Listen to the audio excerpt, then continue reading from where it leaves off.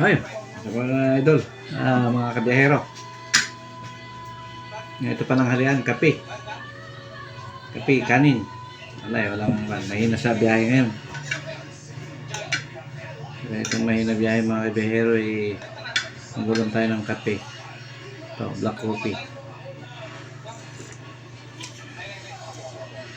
Sarap din naman eh. Ito, nakagawin ko na to kaya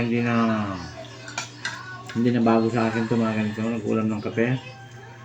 Basta pa ako nun. Yung kanin nilalagay ko dyan. Nilalagay ko sa loob ng baso.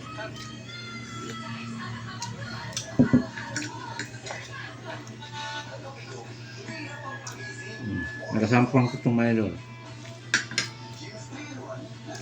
Ganito buhay mga kabiyahero. Mahina ang biyahe. Nag-ulam ng kape. Yung mga gaya ng mga ang nangyayari sa gobyerno natin ngayon. Yan.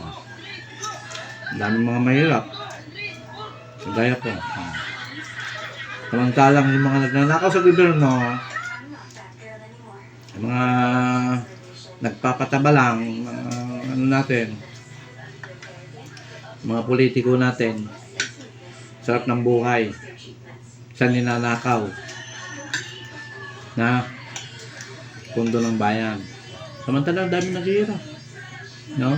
Ay, mga ganito, kumakain lang ng tutong. Ang ulam ng kape. No? Kayang-kaya kayo mga yan, mga politiko na rin ng ganito. Sasarap, sasayanin na. Sarap inumin.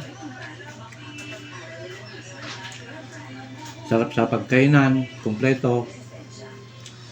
Magpapakasaya sila. Sa ninanakaw nilang kaban ng bayan. Samantalang dahil mahirap, kagaya ko. Samkag, samsuka, kabihero. Kape lang ulam.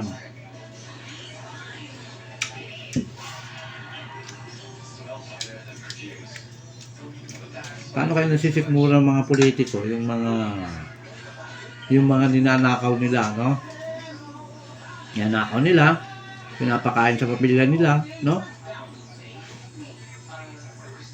Ano kaya nila?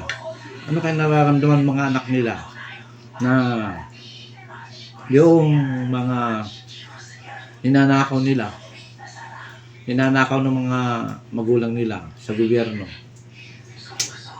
Yun ang tinatamasa nila. Nalulunok kaya nila?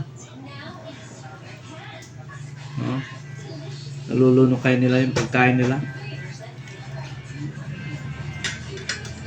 Hirap. Kahit gaano ka honest o kasipag ang Pangulo ng bansa, kung yung mga nasa baba may kurakot, wala. Kahit sinong presidente. Buti na nga lang may tapang ng konti itong presidente natin ngayon. Si Apo BBM. Yan, mabuhay po kayo, Apo BBM.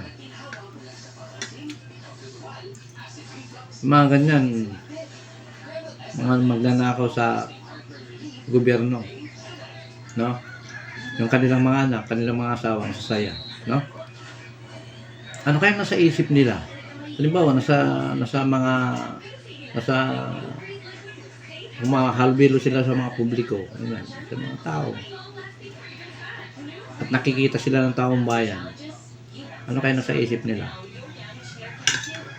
Hindi kaya, yan, pamilya na magnanakaw yan, no?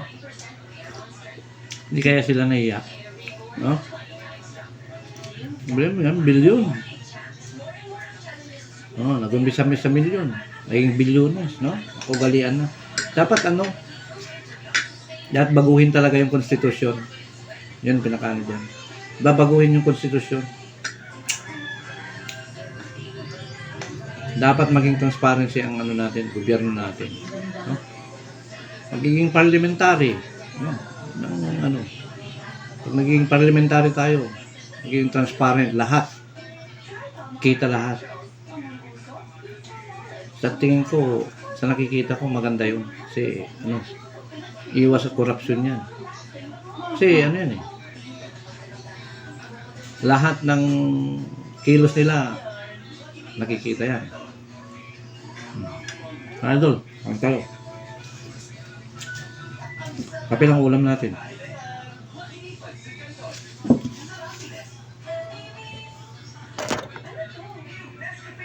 Ano ba yun?